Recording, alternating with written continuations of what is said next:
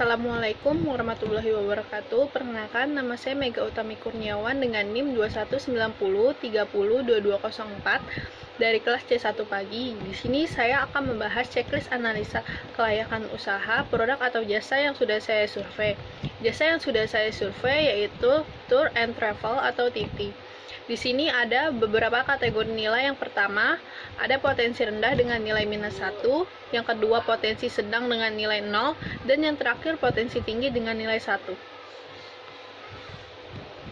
Analisa kekuatan ide bisnis, produk atau jasa yang dibagi menjadi dua. Yang pertama, tingkat diinginkan pasar terhadap produk atau jasa. Mengambil keuntungan dari tren lingkungan, saya mendapatkan nilai 1. Menyelesaikan masalahnya, saya juga mendapatkan nilai 1. Mengatasi kesenjangan yang tidak terisi di pasar, saya mendapatkan nilai 1. Ketepatan waktu masuk ke pasar, saya mendapatkan nilai 1. Luasnya gagasan menambah nilai bagi pembeli atau pengguna akhir, saya mendapatkan nilai 1. Sejauh mana pelanggan puas dengan produk pesaing yang tersedia, saya mendapatkan nilai -1. Sejauh mana ide tersebut mewajibkan pelanggan untuk mengubah praktik dasar dan perilaku mereka, saya mendapatkan nilai 0. Total tingkat yang diinginkan pasar atau produk jasa totalnya adalah 4. 2. Permintaan produk atau jasa disurvei langsung atau online. Seberapa besar kemungkinan pasar akan membeli produk atau layanan yang ditawarkan, saya mendapatkan nilai 1. Bagaimana mereka bersedia membayar untuk produk atau layanan, saya mendapatkan nilai 0. Di mana mereka dapat menemukan produk atau layanan ini untuk dijual, saya mendapatkan nilai 1. Total nilai yang saya dapatkan adalah 2.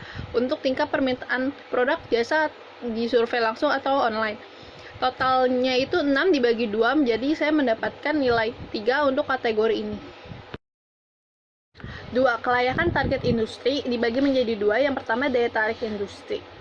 Jumlah kompetitor, saya mendapatkan nilai -1, yaitu banyak.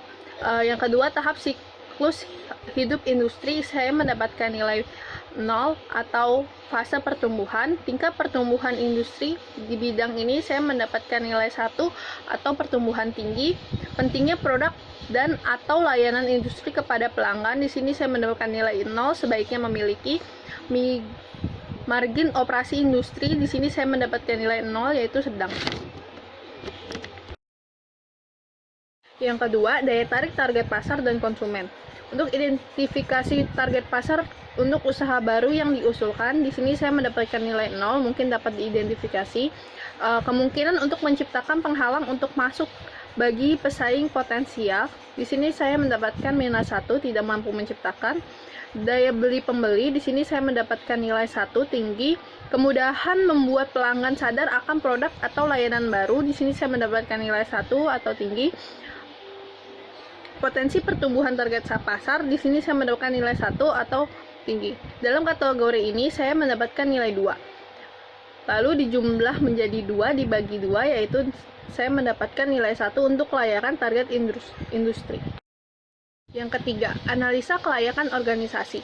Dibagi menjadi 2 kategori. Yang pertama, kecakapan prowess management. Pendirian atau pengalaman pendiri dalam industri, di sini saya mendapatkan nilai 1 atau pengalaman. Pendiri atau keterampilan pendiri berkaitan dengan produk atau jasa baru yang diusulkan, di sini saya mendapatkan nilai 1 atau terampil. Sejauh mana jaringan profesional dan sosial pendiri atau pendirinya di industri yang relevan, di sini saya mendapatkan nilai 0 atau sedang.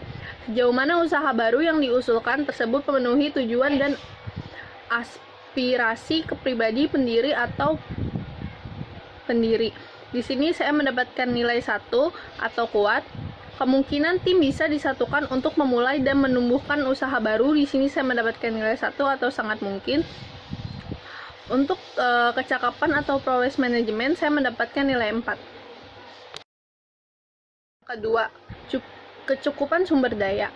Karyawan dapat kompetensi spesifik, di sini saya mendapatkan nilai 1. Perlindungan properti intelektual pada aspek kunci bisnis atau berlaku pada saat pemula, di sini saya mendapatkan nilai 0 atau 0. Untuk kecukupan sumber daya, saya mendapatkan nilai 1. Dan total dari nilai itu adalah 5 dibagi 2 menjadi 2,5 untuk analisa kelayakan organisasi.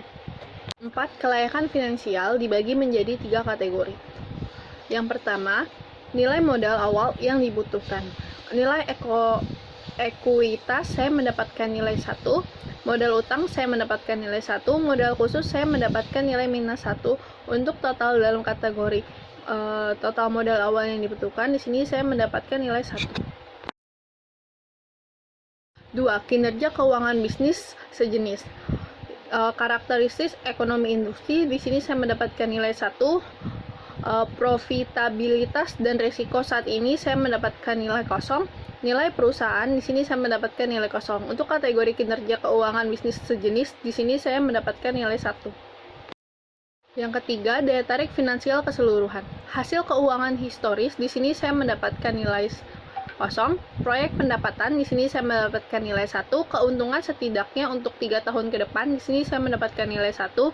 Margin kotor dan laba sebelum pajak sebagai presentasi dari pendapatan, di sini saya mendapatkan nilai minus 1. Daya tarik relatif terhadap perusahaan lain yang telah Anda lihat, di sini saya mendapatkan nilai 1. Daya tarik finansial keseluruhan, untuk kategori ini saya mendapatkan nilai 2. Total dari kategori ini yaitu adalah 1,25. 5. Potensi keseluruhan. Potensi keseluruhan dari bisnis berdasarkan setiap bagian. Bagian 1, kekuatan ide bisnis, nilainya 3, sama dengan potensi layak. Saran untuk meningkatkan potensi untuk segera diwujudkan. Bagian 2, isu terkait industri atau pasar, nilainya 1, sama dengan potensi layak. Saran untuk meningkatkan potensi, identifikasi kemungkinan pasar yang luas. Bagian 3, kelayakan organisasi, nilainya 2,5, potensinya layak. Saran untuk meningkatkan potensi untuk segera diwujudkan organisasinya. Bagian 4, isu finansial, nilainya 1,25, sama dengan potensi layak. Saran untuk meningkatkan potensi untuk segera diwujudkan desain pembiayaan. Penilaian keseluruhan yaitu nilainya 1,9, sama dengan potensi layak. Saran untuk meningkatkan potensi untuk segera ditindaklanjuti langkah pengembangan bisnisnya. Ringkasan, ide bisnis ini berpotensi layak untuk dikembangkan dan segera ditindaklanjuti langkah-langkah pengembangan bisnisnya. Analisa kelayakan usaha dari saya. Kurang lebihnya saya mohon maaf. Dan di sini nilai keseluruhannya itu adalah 1,9, sama dengan potensi layak. Terima kasih. Wassalamualaikum warahmatullahi wabarakatuh.